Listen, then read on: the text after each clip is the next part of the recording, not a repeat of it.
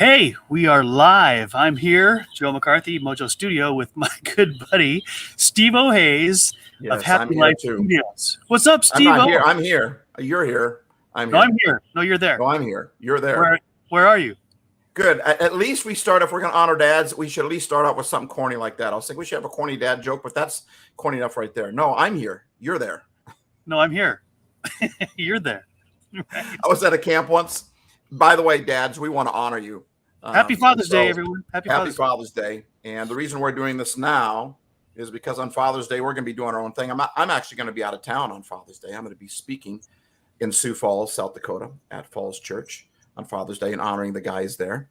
And Joe, you're going to be with your family on Father's Day. And yeah, we even thought about doing this on Father's Day, but we're celebrating, on if all Father's goes Day. well, if all goes well, I'll get a nap in, because when my wife said, that's how we celebrate. What do you want for Father's Day? I just want a nap. That's all That's how you know you've entered the world of Father's Day. But I was at this camp once, and it was the night before camp started. So all the workers, staff, leaders, stuff like that were there, and I've been working with youth my whole life, so I'm trying to find the young adults, the youth, the high schoolers that are there working, so I go and I try to hang out with them. Well, like, who's this old guy, and that's how I know I've gotten old, because it used to be, in my mind, I still think I'm 18. And right. I go up there and I start telling jokes, and they're like, oh, nice dad jokes. I'm like, you know what?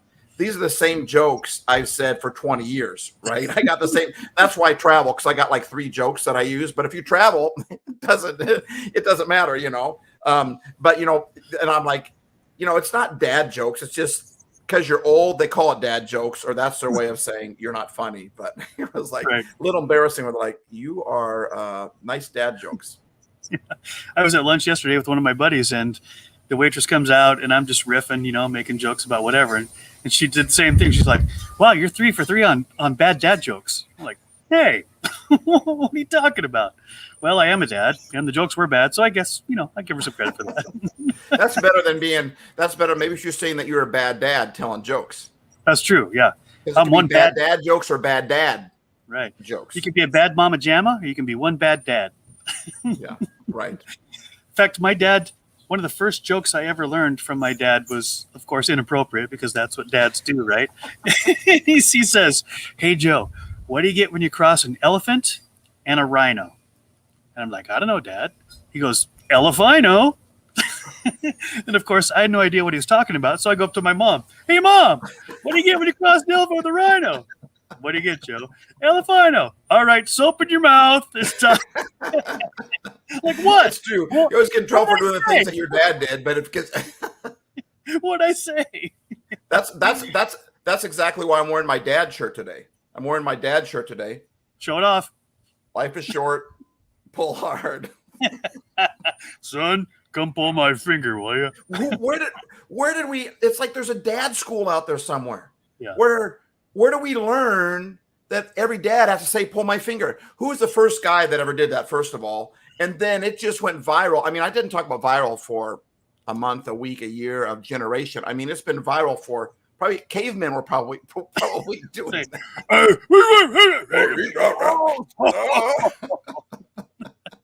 I think there's cave drawings of the little cavemen pulling the fingers of their dads. Right. Stuff coming out the other end, and the mammoth falls over. Remember all those? Yeah.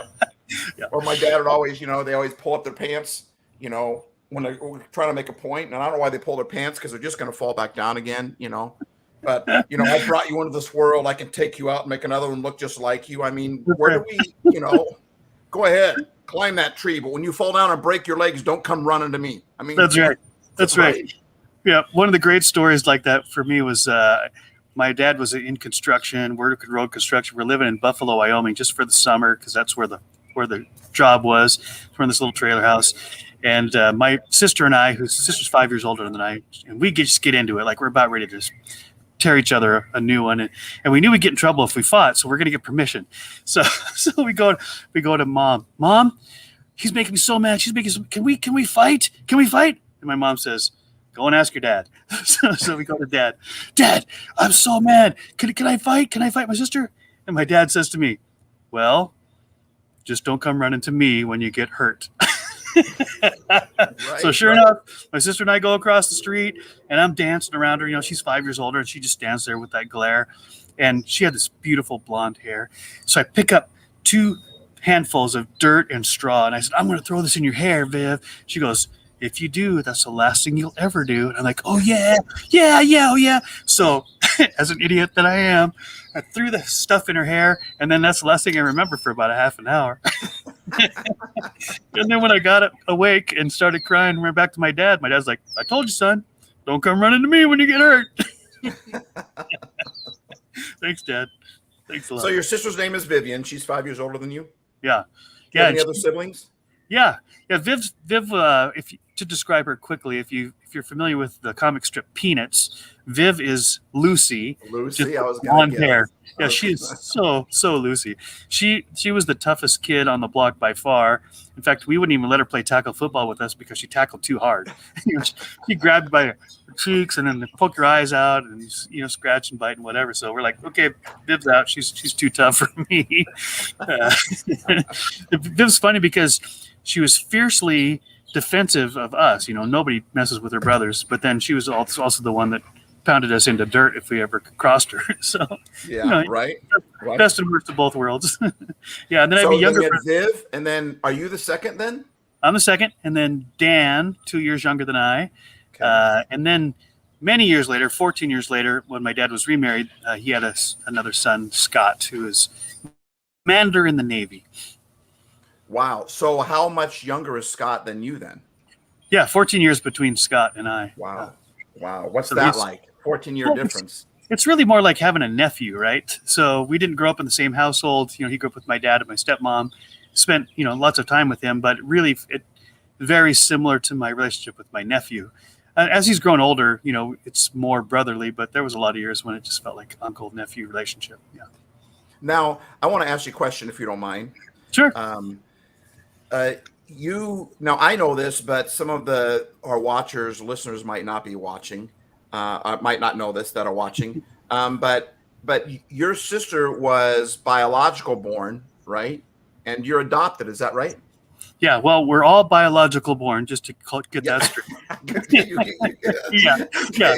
I was not some experimental, petri dish. I don't know. Some might disagree. Those that know you might think that explains it right there. Okay. Right. Well, as it turns out, my adoption was closed because I was adopted in the 60s. So there's a lot of questions, right? There's a lot of unknowns. We can end it right there, though. Hey, we're all I was biological born too. That's worth. So, Joe, your sister was biologically born. How about you? I was dropped here off by Martians. That's why those that know me call me StevO instead of StevO. Okay, so you were adopted. Your sister was naturally born to your parents, right? Yes. Yeah. What about your brother, and then you already mentioned your brother from 14 years later, but then there was a third one, right? So after my sister was biologically born, right? Then I was you were some experiment of some sort, right? There's a radiology, a radiation explosion, and then the Hulk was on one side, and then there was me. Enough already. Okay, you got me. There was the Hulk, and then there was the hunk, and I just turned out to be that side. Really? Yeah. You know what? I've got several things going through my head right now, and I probably shouldn't say any of them. We'll but it is in honor of Father's Day. Maybe I should. It is okay. Yeah. So I too was biologically born, just to a different set of parents. Yes. And so then the parents of Vivian, they had some medical issues of their own and couldn't have other biological children. So they prayed that God would open up the opportunity for adoption, and they adopted me. And I was 3 weeks old at adoption. So my mom says, she was expecting a newborn, but she got a moose. Because by the time I was born and by the time they picked me up, I had gained like 7 or 8 pounds. She's like, I thought I was going to get a baby. How come I got a moose? And then 2 years later, they adopted another son, Dan. He was not in any biological relation to me, a different couple altogether. And then, as we said earlier, my dad got remarried and they had a child, Scott. Okay, so Here's a question I want to ask you. I want you to share with those that are watching, listening, that what you asked your dad about your coming to the family versus your sister who was born to them. Yeah. Now So you got me all worried about how I'm supposed to word it now. It's over now for me. Fun. I'm not going to have a clear thought the rest of the podcast. Just let it out, StevO. Just let it go. It's all good. Anyway, yeah. So even though from the time as early as I can remember, my parents celebrated adoption. They made it like this was a miracle. This was an answer to prayer. We couldn't be happier. Even my sister, who was their biological child, was very proud of her brothers and very defensive if somebody ever, said something negative about adoption, because adoption wasn't as common or as commonly spoken about back in the 60s. But I always had this question. I always felt loved and very grateful for my adoptive family. But I did have a question that I never really asked my parents, and until I was probably late 20s, I remember having this conversation with my dad, and I said, "Hey, Dad, I've always wondered, was there a difference, or how was it different between when my sister was born and you held her for the first time versus me being born at a different hospital, in a different place, you weren't there, and then come to pick me up at 3 weeks old?" And he said, "Well, haven't I ever told you?" And I said, "No, I don't think we've talked about this." He said, "Joe, there was no difference." He said, "When I held your sister for the first time, I was immediately in love. Like this is my daughter. This is my person. I will do anything. I will fiercely defend her. I will die for this person," right? He says, "I don't know where that comes from, but immediately you just sense like I am forever in love with this person." And he said, when the adoption agency handed us you at 3 weeks old, the first time that we saw you, the exact same feelings just flooded my soul from my head to my feet. Like he said, I felt like I was right back in the delivery room for your sister. Like, this is my kid, and I will do anything for him. I will give him everything, every chance to succeed, and I will defend him even to death. He said there was no difference. And I was like, wow, Dad, I'd never heard that. Thank you for that gift. That was just amazing. So you can imagine how that affirms me as a son. Man. So we want to give a special shout out to all the adoptive fathers out there. Absolutely. And mothers too. But we're giving a special honor to fathers right now. So all those adopted fathers out there, man, you stepped up to the plate, and way to go. Way to go. We honor you. Hats go off to you. We salute you. Absolutely. Way to go. And all the dads out there, you know what? It's just not. I is one, right? So it's just not easy being a dad, right? And then your kids get older, and you want them to, and I think that they still feel like you're the guy. I remember when my boy was younger, and it was his birthday party, and I got to the birthday party a few minutes late. They had been maybe 20, 30 minutes late, and they had just started. Mom was there and everything, and he was probably 9, 10, maybe younger. But then all of a sudden, when I showed up, I heard him say, "Oh, cool, now the party can begin." And I'm like, I still remember that to this day right now. But to hear that out of his face now, right? Yeah, right. Yeah, whatever. I mean, we all want that to just continue on. But there comes a point where, your jokes, like I said, my jokes used to be funny, but now they're dad jokes, right? But before they worked, now they're dad jokes. In a lot of ways, it's funny. They make fun of your clothes, but then they raid your closet for all your clothes, which doesn't make sense. But it's just not. There's a lot of things that are difficult being a dad, and it almost reminds me. Now, this is going to be probably a horrible illustration, but stay with me for a second. When people come back from war, when our soldiers come back from war, they're given the hero's welcome, right? And so they went through war as hell, right? They went through war and PTSD, and boy, I mean, it's difficult. And so we honor all those in the military that have fought for us. We just had Memorial Day here a few weeks ago. Make sure you check out our podcast on Memorial Day at MoJOE.studio as well as HappyLifeStudios to honor those that have been in the service. But Vietnam was a little bit different, right? They came back, they didn't get the hero's welcome. And I think, people came back from the Vietnam War, they didn't even want to talk about it. It was just, and I think I'm relating that to the whole, what was I going to say there? My brain just kind of went. I think what I was trying to say was, see, there's the dad right there. But when you dads want to be, we want to be honored. We want to be when our kids are younger, they're telling us how, and they're showing us, it's obvious how much they care about us. But you get older, and all of a sudden, I think that they just think that that they feel that way, and you kind of do, right? But still, there's just something about it takes a team to make an incredible dad, right? I was at a Padre game a week ago or so, and the field that they were at was made. It cost like $450 million, and it was made by several construction companies. The money that was raised by a whole bunch of people that raised the money, and so it took all those people to make that stadium. And the stadium is, it's for the Padres, which means father, right? Oh, yeah. And I was thinking at that game, what am I going to talk about for Father's Day? And all of a sudden it dawns on me, I'm at a stadium watching a game of the Padres, right? Which means father. But I'm thinking all those people it take to build that stadium. I think it takes an awful lot of people to build good dads as well. I mean, and like the very last thing that happened, this is in my podcast that'll be going out. I'm not sure if I'm going to put it out Sunday morning for Father's Day or the normal Monday morning thing. But at the very end, and I was in Little League, what I learned was whether you win or lose, you go out the field and both teams pass each other and they high five, fist bump, good right. good game, right? Yeah. And the majors, we forgot all about that, at least in this game, because the Padres actually lost that game and they disappeared in their dugout and went into their club, whatever, and the team that won was out there and they were celebrating their win by high-fiving themselves, right. Right. And I remember losing all the time as a kid. I was terrible in the Little League, but there was something that made me feel okay when I went on the field and the guys that were playing against me that I didn't like because they were beating me, right?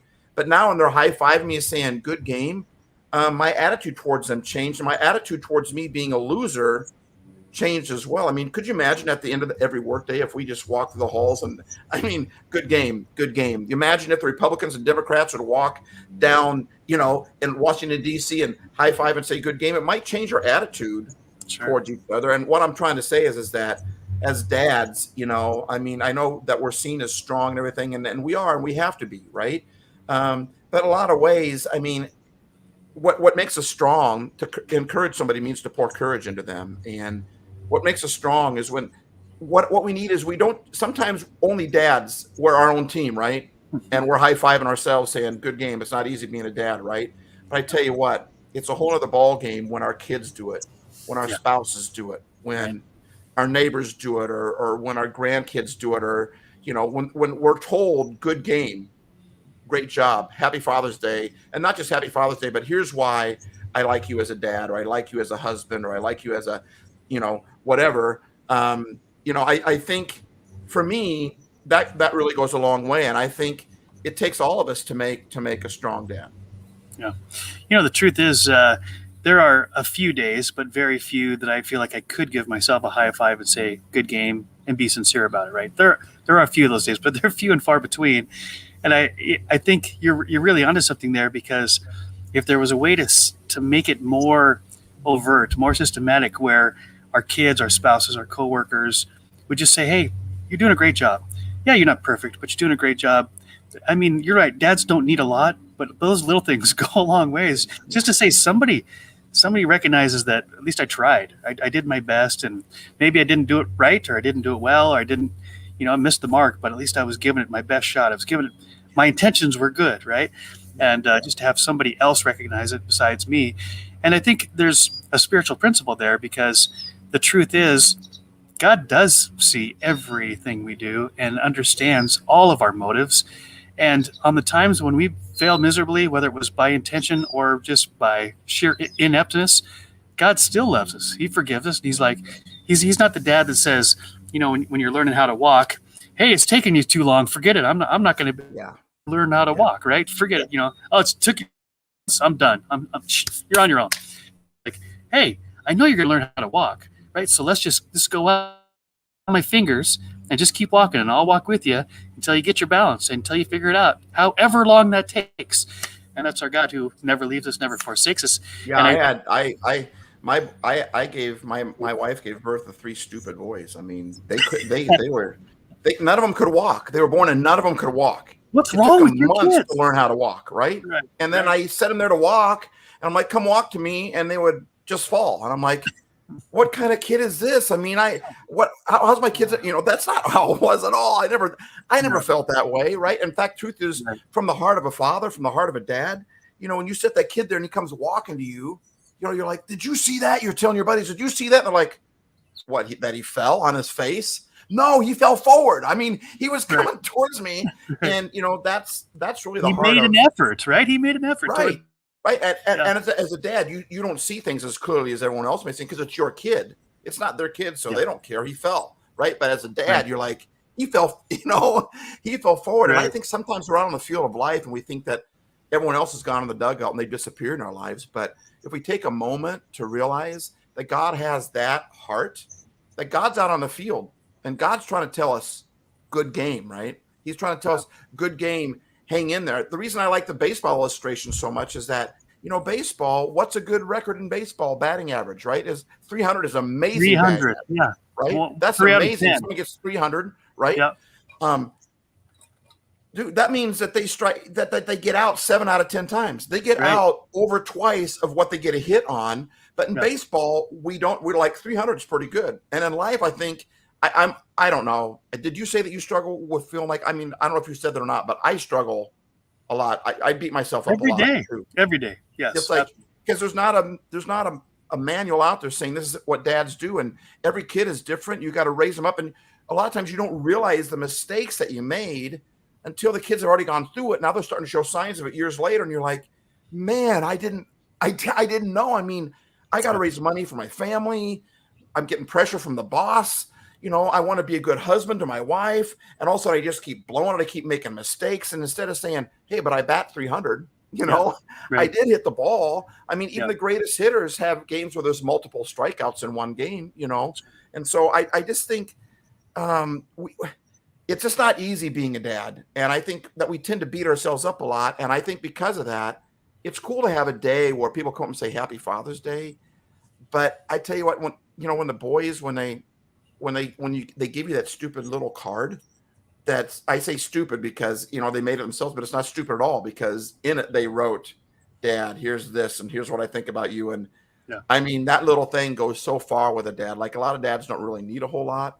But boy, that little bit sure goes a long way. Yeah. I heard a thing on Sirius Radio. Kevin Hart, he was doing a comedy bit about how for Father's Day, you know, his son said, Dad, I got you something cool for Father's Day and you're going to love it. So he was all excited, you know, and the kid shows up and he gives him a picture of it. He said, he put his hand in paint and put it on a paper and gave it to me. I'm like, that's not what I want. I want it. And he just went on and on. I'm not proud of it. I'm just telling you. So then when it was his boy's birthday, he's like, you know what day it is, Dad? Yes, I do. It's your birthday. He said, we got home from school. He said, I had all these boxes wrapped up and we opened them up. They all had handprints in them of him. He's like, I'm giving you high fives, right? Awesome. You know, I think, you know, there's this two sides of this story about just a need for affirmation that, hey, somebody recognizes I'm really doing the best I can, and that's all I can do, right? And so one side of it is, like you said, stop and recognize that God is affirming you. He loves you. He sees your motivation. He's not a dad that's going to abandon you or judge you or kick you when you're down, right? Or is not looking for an opportunity to whack you on the head. Yeah. He's not the whack-a-mole God that sometimes we have pictured in our mind. Yeah. So there's comfort there. But then there's also an opportunity on the other side where we can pay that forward, where we can be the person and offer an affirmation or attaboy or a high five or man, I saw what you did there. That was so cool to someone else, whether we have, you know, blood relationship with them or not. And imagine how that just gives them enough impetus to move on. Okay, at least somebody sees that I'm giving it my best, because we can. It's easy to sit back and just wish somebody would encourage us, right? But you know, there's a principle in farming, and it's actually a principle that it's a godly principle. It's actually in the Bible. You know, you reap what you sow, you grow what you plant, right? And so it's easier for me to sit back. I just wish someone would appreciate me. I just wish someone would tell me. I just feel like I'm out on the field by myself, and the rest of the team has gone and on. But you know what you got to do? If you want encouragement, you need to plant encouragement. If you want affirmation, you got to plant affirmation. And when we stop focusing on what we wish we'd get, and you go, wait a minute, I wish I could get this, so I'm going to try to give that instead. It tends to change our attitude too. And so dads, if you're feeling like you're not wanted or accepted or whatever, find another dad out there, because you're not the only one that feels that way. And, right. and begin to plant affirmation and watch affirmation come back to you. Absolutely. I think we all as dads fashion ourselves to want to be a superhero for our kids, right? We want to be the invincible superhero that they'll look to us and we can rescue them and we'll save them. And it doesn't matter how high a tree they jump out of, we'll be able to catch them. We'll always be able to keep them from danger and all that kind of stuff. Well, the truth is most of us end up being more like Super Grover.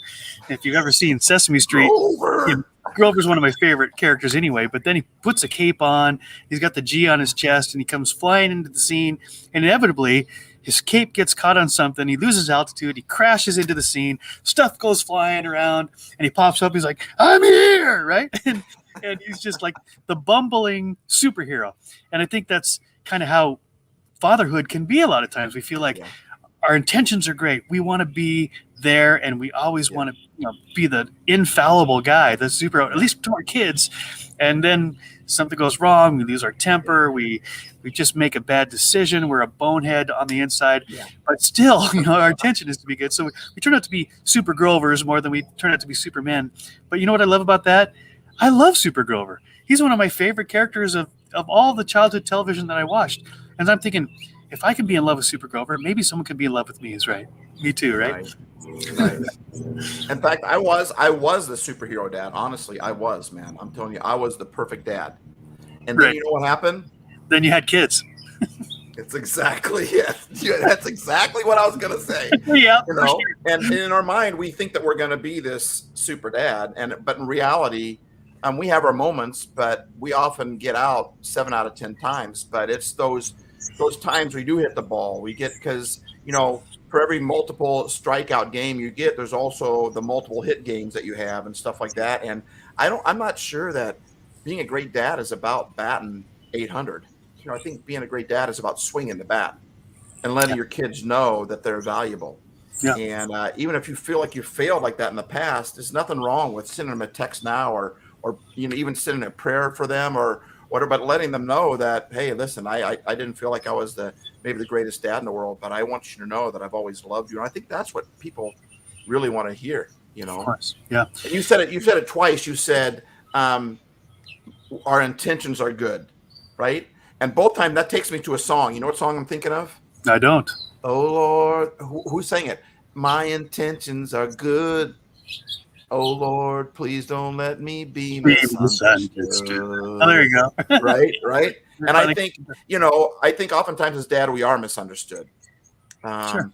And we are seen as maybe Grover sometimes, but our intentions are, and sometimes we don't know how to say it, but our intentions are we want to be a superhero, and and so many times you want to be a superhero, and you keep ending up like Grover. Sometimes we just want to we quit because we can't do it. And oftentimes how we were raised as a child is how we end up raising our children, because that's all we know. Sure. And sometimes it's hard to break that chain. In fact, you mentioned, I think sometimes that people think that, what you say, God was like a whack-a-mole God.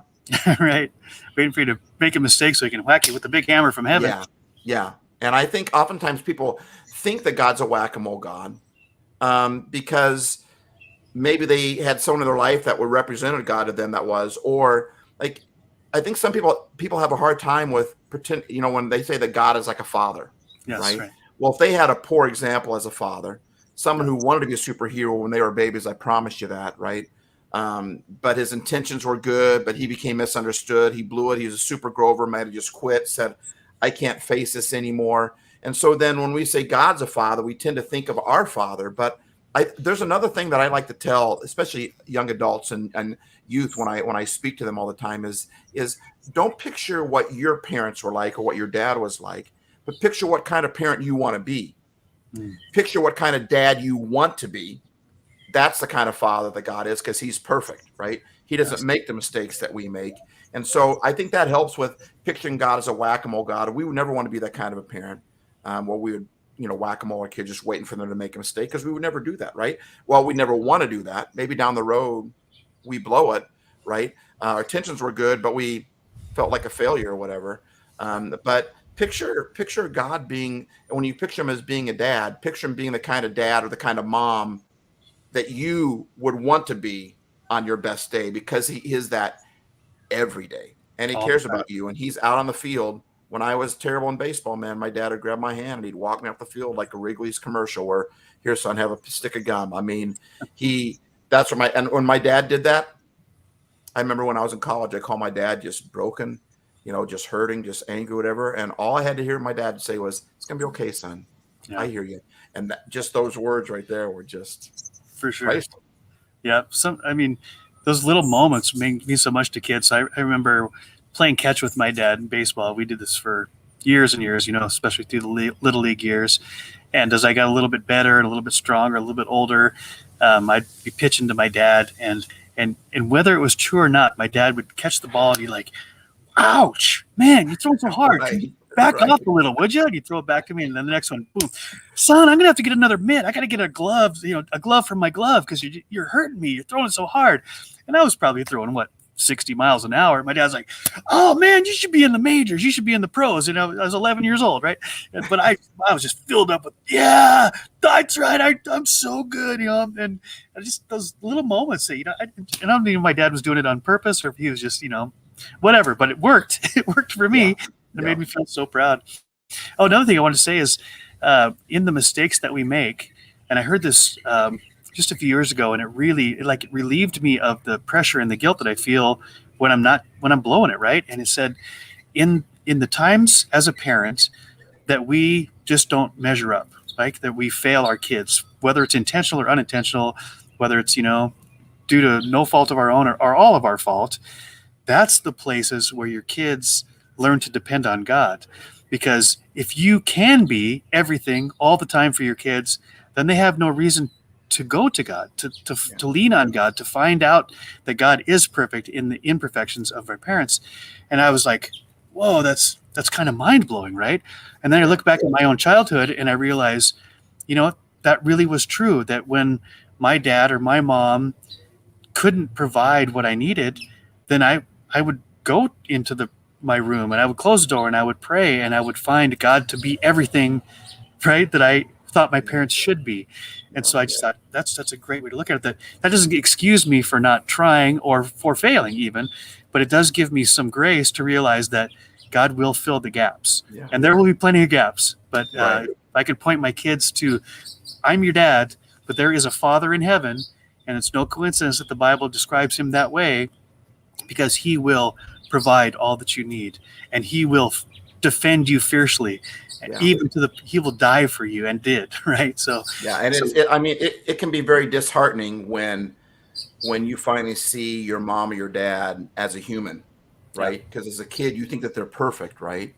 And then you see their humanity, you see their fragility, right? You see their strikeout rate, you see, right? But there's also something cool about that too, because when you see them as a human, you realize I can be one too.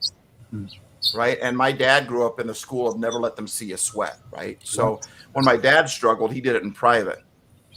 And so I remember when I started becoming a young man, right, and I started blowing it, well, I started feeling like a failure because my dad never blew it. My dad was a stud, man. My dad was always, spot on, whatever. Well, I never saw my dad struggle. So I remember the first time he started to show himself to struggle, that really helped me out to realize that he's not a superhero, but he is a superhero.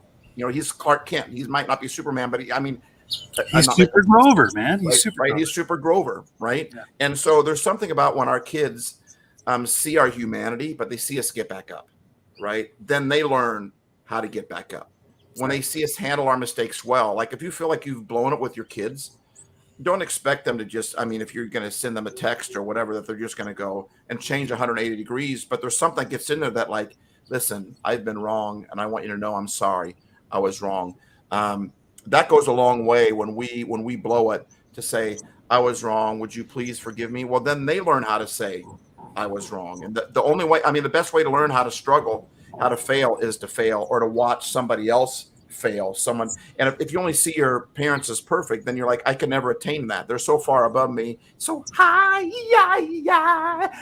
above me, right? He's so ugly. But when we see our parents so high, we're like, I can never do that, and we give up, right? We just give up instead of, there's something cool about when you blow it. Then your kids realize, oh, you're just a few steps in front of me.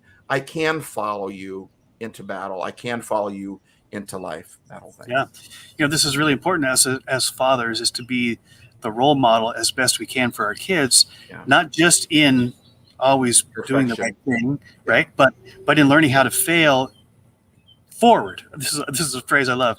If you're going to fail, we're all going to fail. And our kids need to know that.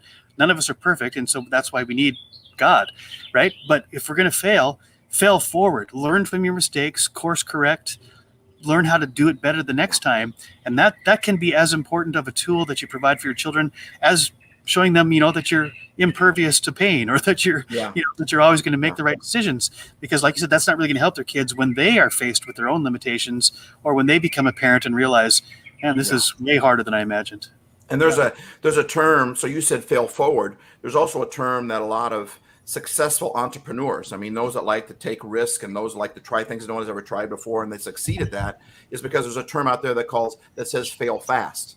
In other words, they know you're going to fail.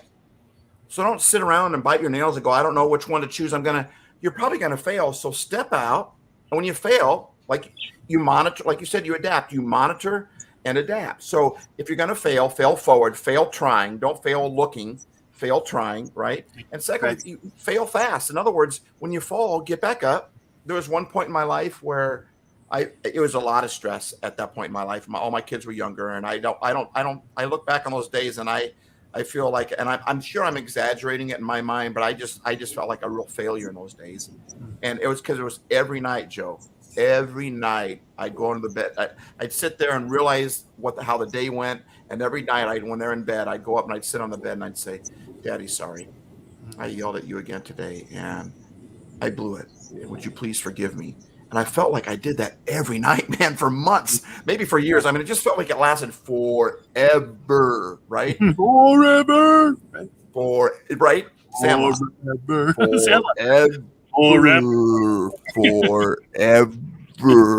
I'm sure you don't care for. If you haven't seen Sandlot, that's comes right. Too close for comfort right there. Sorry. There was one night that I was downstairs and I was arguing with God. I felt convicted again. And that's just God's way of saying you should go take care of that. That's what conviction is, right? Yeah. And guilt, on the other hand, is you should feel terrible about that and just you're a loser, right? Conviction is go fail fast, get up, and go fix it, right? Learn, and okay, learn from it, right? Grow. Yep. And I remember I went up and I said, I'm not going to go up there. And God's like, why not? And I'm having this conversation in my head, and just the feelings that were going on in my brain. And I was like, I can't go up there. I can't go up there night after night after night after night. Say, I'm sorry, I yelled at you, and then yell at them the next day. That's hypocritical. I just can't do it. And I don't like that mentality. People say all the time, well, you didn't really repent. You didn't really ask for forgiveness because you keep doing it. Listen, we want to be superheroes, but we're super grovers, right? So and sometimes people do take advantage of that, but most people, we're not trying to keep messing up, right? And I felt like inside my heart, my head, I just got this statement in my head. I felt like God said, you're going to get up. As long as you fall down, you're going to get up one more time. If you fall down, you're going to get up one more time, then you fall down. Or there's as many times you fall. I don't care how many times you fall down. If you fall down 1,000 times, you're going to get up 1,000 times or 1,001 times, right? No matter how many times you fall, you're going to get back up. And that changed a lot for me. And I just think there's something cool about letting your kids see your vulnerability. And sometimes when I feel like I'm not being a very good dad, you don't need to do this all the time. And it depends on the age of your kids. You gotta do your best to try to figure out what to say, when to say it. But sometimes I think there's nothing wrong with saying, I'm sorry, Daddy's just feeling like I'm not being a very good dad. Or, ask for the good game. Like, how am I being as a dad? Give me something I'm doing well. I know what I'm doing wrong, but give me something I'm doing well. There's nothing wrong with, you think there's anything wrong about asking for that from your family or other people? No, I don't think there's anything wrong with asking for it, because sometimes people don't know what you need unless you let them know what you need, right? That can be misinterpret it, and it could sound like fishing for compliments and all that kind of stuff. But sometimes you do. You just need something to hang your hat on. And I also want to go back to something you mentioned just kind of in passing, and this is a baseball analogy where you said, hey, if you're going to make a mistake, make it swinging, not looking. And so for those who aren't baseball fans, there's couple ways to strike out. One is when you're standing at the plate and you've got 2 strikes and the pitcher throws the next pitch, you can let it go by. And if it's in the strike zone, you're out and you didn't even move. You did nothing. You didn't even try to make a hit. Or the ball comes at and you just give it all you've got. You're thinking, I'm going to get this one, and you may miss and you strike out. The end result is the same, but there's a huge difference in effort there, right? Yeah. And so what Steve was saying, and I really like this, is, hey, we all know we're going to fail, but let's not fail for lack of trying. Let's fail for really believing we're going to hit it out of the park, and we just missed, right? So I'm going to learn, and I'm going to get a coach. This is where mentoring is so important, because the best hitters, the best athletes, they all have a coach that says, here's what you did well, keep doing that. Here's where you messed up. Let's fix that, right? And sometimes it's a really minor tweak in a mechanics thing, the way you're delivering the ball or the way you're swinging the bat or the angle of whatever, and you can't see it yourself, right? Because you don't have the mirror, you don't see it clearly. And the coach comes alongside you and says, hey, you're close. Let's just try this a little bit differently. And then boom, suddenly you're like, why didn't I ever see that before? Because you need the help of a friend, a coach. Well, the truth is, oftentimes coaches get under our skin. Like, right, do it again, do it again, do it again. You're like, stop it, I've done it already, right? But later on in life, when we win the game, or we have the success, or we get drafted in the pros or whatever, then we talk about how great our coach was. But practice isn't always fun. In fact, practice oftentimes is not fun. And, I say that because oftentimes that's what a dad is. A dad is a coach. Yeah. A dad is out there, and the kids might look at you like, Dad, yeah, I know, Dad. I know. I've heard that 1,000 times. You've already told me that, right? Do it again. Right. That's what we're doing. Do it again, right? And sometimes maybe we push too hard, but we want to make sure that they get the thing. But later on in life, they look back and they go, Dad always said. And then when your dad passes away, you're like, man, I'd love to hear my dad say that again. Right. Man, I'd love to have him go out and make me throw 50, 100 more times, or shoot 100 more free throws, or whatever the case may be, because that's kind of what dads do. They are coaches, but coaches aren't always appreciated until the win happens later. Yeah. 2 things come to mind from what you said. One is sometimes we are the coach, but we also need to be coached. And so you got to let yourself be in both positions, because a coach or a mentor or a friend who's really can speak the truth to you and love can help you see things you can't see and become better at what you do. But then you turn around and then you coach that to your children. You teach that to your children as well. And also, like you said, practice is hard and it's tedious. I think there's a great analogy there that ties into spiritual disciplines, because we get so lazy in our spiritual life. We don't want to do the hard stuff of reading the Bible and praying and fasting and all the things that just sound like archaic drudgery, right? But there's this principle where if you do something long enough and you stick with it long enough, it starts out hard and it's kind of, that you don't really see what's the progress in the middle. But if you stick with it long enough, suddenly you get to this point and you never know when it's coming, where you become a master at this. And now you love it. You see the value. You see how it's enhanced your life and how you've become such a better person than you were when you started.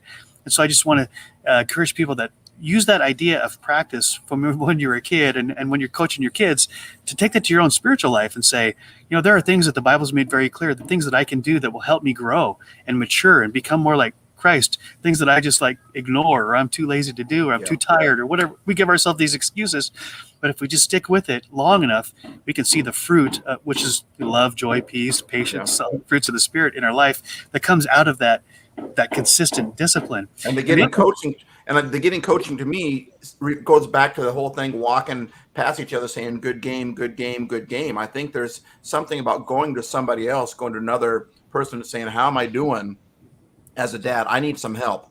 I don't know what to do in this situation. Yeah. Here's my, because we weren't made to figure it out by ourselves. That whole concept was pull yourself up by your bootstraps, right?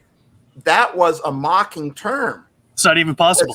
It's impossible to do. So when they said that, somehow it turned into this. That's right. You got to be a self-made man. Like I said, Petco Field wasn't made by one construction company. The money wasn't raised by one person. It was made by multiple people. And I think fathers, humans, dads, mothers. I mean, we are all made. We're not supposed to be self-made. We can't pull ourselves up by our own bootstraps. We need people's help, and there's nothing wrong with getting people's help. In fact, it's better when we get other people's help. It's a team. It's not an individual sport. No matter what the pros say, Michael Jordan and the Bulls. Wait a minute. It's just the Bulls, right? LeBron James and the Lakers. It's the Lakers. LeBron James is a big part of the Lakers, but it's the Lakers, right? And you could go player after player after Aaron Rodgers and the Packers. It's the Packers, right? And so we're a team, and life is supposed to be a team, and dads are a major role in that team. Absolutely. Yeah. Another thing comes to mind about practices. I heard Del Harris, coach of the Lakers for a while back in the Kobe Shaq days. And he had been a coach at all levels of sports, from youth sports all the way up to Olympics and everything else, and been successful at every level. And he's at this men's group that I went to and heard him speak live. And he says, some people, a lot of people criticize Shaquille O'Neal for his free throwing because he's really bad at it, right? And he said, I got to tell you, I've been coaching for, at that point, 40 years at all levels. I've never met a single person that practiced free throws more than Shaquille O'Neal. He said he practiced them harder and longer than anybody I've ever met. And we're all in the room going, really? What? Then how come he's so bad? He says, what we all think is that practice makes perfect. He says, that's not true. Perfect practice makes perfect. But if you were going to go there, I just knew in my head. I bet he's going to say perfect practice makes perfect. Because if you practice something the wrong way, you'll get really good at doing it wrong. He said that's what happened to Shaquille O'Neal. You can become perfect at doing it wrong. Exactly. Shaq became perfect at doing really bad free throws. And then he made that same analogy that it's not just about the practice. That's important, but it's also about doing it the right way. Because if you practice something the wrong way, you'll get really good at doing it wrong. Yeah. And that's where, again, a coach, a mentor, and all those great athletes that you spoke of that we kind of idolize as the guy on a team, each one of them have that story where there is a coach that takes them aside after every game. I heard Kobe Bryant talking about Tex Winter and how after every game they would painstakingly go over every film of the game frame by frame. And Kobe says it took way longer to go over the game that I just played than it did to play it. And he said, I didn't want to do it a lot of the times. I was tired. I was like, yeah, I know the stuff, right? And Tex Winter would say, okay, frame by frame, what did you do here? What should you have done? What could you have done? What was the other players doing? And Kobe said, and I had no idea what he was, what was the point of this until I got later in my career. And he said, and now suddenly I could see the game happening before it even happened because all this stuff that I'd analyzed diligently, the right way with a coach, then I could see it as it's coming. And I'm thinking, wouldn't that be great if we had a coach like that as a father that would speak into us and say, hey, what'd you do there? What could you have done differently? How could this be better? You want to be a great dad? You can be. You just got to make these little tweaks, these adjustments along the way. And eventually you'll be like, you can see it coming, right? You can see it coming. I love that. Yeah. I love that. In fact, I think that practically one way to do that is find someone else that does it right. I mean, look at someone else and then take them out for a coffee, take them out for lunch, or just pull them aside and say, hey, I love how you raise your kids. I love how you handle your wife. I love how you handle the stress at work. How do you do that? Right? Your boss might be, or someone else, a coworker or whatever, and they might even be down lower on the food chain than you in your work or in whatever, right? But that doesn't mean you can't learn from someone younger. I want to be able to learn from a child, So I don't care if I can learn from someone. I want to learn from someone. But if someone is doing something right, if they're doing it well, those are the people you go to and say, hey, how do I do this? The other thing I would say too, as well, when it comes to Shaquille, in some ways it's not fair because they didn't draft Shaquille. They didn't trade Shaquille. They didn't pay all that money for Shaquille for his free throw shooting ability. Right. Right. Yeah. And, when you take someone who shoots 90-some%, right, then if you're going to be fair in this whole thing, then let's compare their rebounding to Shaquille. Let's compare them down low to Shaquille. Right. Yeah, the dunking, right. I mean, I tend to look at other people that do things better than me. And then I feel like a failure, but I don't always look at I don't look at my strengths that I do well. And so maybe you want to be more sensitive like somebody else, but maybe you're more of a fighter than you are a lover. And that's okay because Shaquille couldn't shoot free throws, but he's not in the game to shoot free throws. It's cool that he's working on that, but Shaquille is never going to be a finesse player, right? He's a guy, you pay him, you bring him in to do the job that he needs to get done, right? Yes, and then at the end of the game, when they're fouling everybody, you take them out and you bring in all your free throw shooters when they get fouled. So we all have a different role to play, and we all are built differently. We all have a different role that we play. And so stick with your strength, man. Stick with what you are good at. And you can work on some of those other areas, but just know that maybe you're a fighter. Maybe you're a lover. Maybe you're a planner. Maybe you're a feel-good person. Yeah. And you know what? I think there's right, the square peg round hole idea here, where we all tend as men, as fathers, as husbands, to see ourselves as lone rangers. I can do it myself. At least I should be able to do it myself, right? I should be able to handle this, and I don't need anybody to tell me what to do or how to do it, especially my wife. That's a whole nother podcast. But the truth is, we see ourselves as individual sport players, but we're really in a team sport, right? Yeah. And any team sport player will tell you, once a person is in it for themselves, you don't even want to play with them anymore, no matter how good they are. Yeah.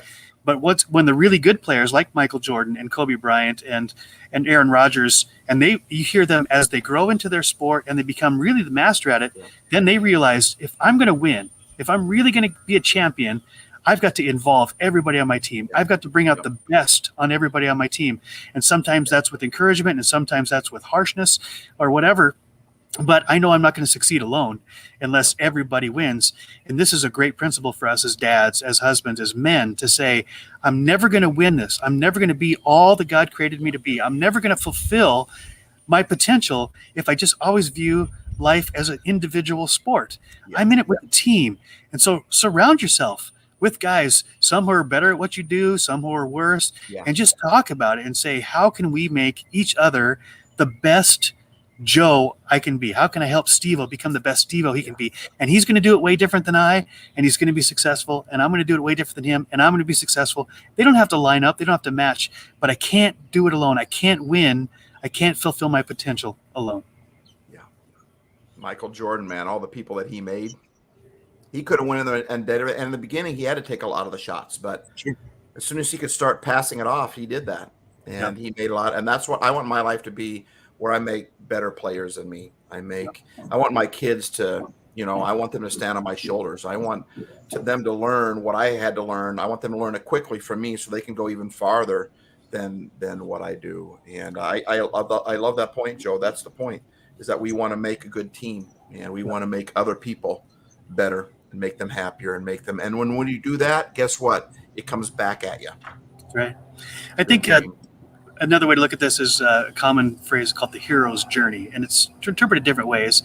But I think all of us go through a version of the hero's journey where at first we're young, we're ambitious, we're full of life, we're going to go on this adventure, we get outside of our comfort zone, and then we realize, I'm in it over my head. So, I mean, this is fatherhood to a T, right? As soon as you got that live human being, it's your responsibility. You come home from the hospital and you're like, who in the world thought I could do this, right? Who thought I was qualified to take care of a human? And I even think of the old movie Parenthood with Steve Martin, where he's like, you need a license to fish, you need a license to hunt, you need a license to drive, but any old jerk can become a dad. What's up with that? Why is there no screening? Why is there no training for this? I'm like, that's so true. And I see it all the time. I had a stepdad who, he never tried to do it right. He just reveled in being a bad dad. And that's a whole nother podcast to itself. But I guess what I'm saying is, there's this hero journey for those of us that really want to succeed. We step into that adventure, we realize we're way in over our heads. And so what happens then? Then we need a Yoda or a Gandalf or someone, a wise person who steps in and doesn't do the journey for us, doesn't accomplish the task for us, just coaches us along the way and encourages us when we get discouraged. And sometimes they step in and help with the battle, but most of the time they're like, just keep going. You got this. Make this change. You can do it. They're encouraging us. They're coaching us, give us along the way. And then we get to this point where, and as all these athletes who start in as the shot taker, then they say, well, you know what, if I'm going to win, I'm going to be the passer, the assister, the person that encourages my teammates, so that together we can do things that we could never do as individuals. That's just the hero's journey. Yep. I love it. So let me encourage dads everywhere. Well, first of all, let me thank dads everywhere, especially those who do intend and really want to be good dads. One, you can't be perfect, so don't try to be. 2, kids love Grover. They think Super Grover is just as cool as Superman, right? Especially when they're young.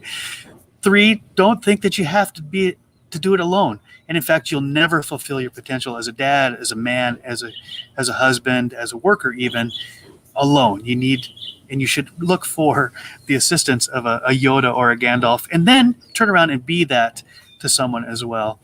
But to my dad who adopted me, who really, he had no idea what he was getting. There was no guarantee like, hey, if this guy doesn't turn out so good, you can return him after 30 days or even 30 years, right? There's no warranty. And I said, so for my dad to take that on and then to be a great example of hard work and being moral and loving God and using manners and all these type of things that he would say, I didn't teach you nothing, son, and we're almost running out of time, but I got to tell this great story. So when I'm 14, 15 years old, I've heard and seen all these movies and read books about the father-son talk, about sexuality, right? My dad, he's not a talker. He's not going to bring this up. So finally, we're in this pickup truck. We're driving from Billings out to Acton to the farm. And I think this is the time. Dad, when are we going to have that talk? He's like, what are you talking about? Dad, the talk, the father-son talk, about sex. And my dad says, son, you know far more about that than I ever will. That's it. End of story. No more talk about sex. But thank you, Dad. In spite of your limitations, for being a rock and a model to me, not just about how to do things right, but how to keep going when you do things wrong, and I'm just thankful for that. And I hope that and pray that I can do that for my kids as well. So StevO, I want to tell you, I know your sons are older than my kids, and in spite of all the times that you feel like you failed, you've raised some great kids, great musicians, kids who without you would have turned out far differently. So kudos to you, StevO. Thank you. And I want to give, like you did, I want to give a shout out to my dad, who I was going to say he's gone now, but he's not. He's in heaven, right? And I think he's cheering me on. The Bible talks about how all those who gone to heaven, they're watching us from the sidelines. They're, we're spectators. They're watching us, cheering us on, right? Yes. And my dad, Dad, you are a great dad. I mean, he was quiet sometimes, but my dad never had an example. His dad left him when he was just a baby. Wow. And he never had a dad growing up. And Dad, I don't know where you learned how to be a dad, but you are a pretty good dad. And I know it had to have been tough for you being a father now. I know how it had to have been tough for you. And I know maybe I was hard on you when I was younger, but I always looked up to you. And so shouts out to my dad who didn't really have anybody to train him how to be a dad because their dad left him. And, Dad, you're an incredible dad. And Joe, you're a good friend. You're a good father. And you were an adopted child, and now you've adopted 2 children of your own. And I just love how you're continuing that legacy. You adopted 2, naturally born, 2 biologically born. And that story, that's a whole nother podcast, but I would love for you to share that story. We need to do that sometime and interview you on that because, guys, his story is just incredible. And that says what kind of heart that you and your wife are. So happy Father's Day to you as well. And you know what? And I want to end with, for those out there who are listening, they're saying, my dad was abusive. My dad was a terrible dad. He didn't even try to be a good dad. Or my dad left me either because he chose to leave or he died when I was young. So those who are really hurting, and Father's Day is really hard for you. You either miss your dad because he's gone, or you're just angry because your dad never lived up to the expectations that you had for a dad.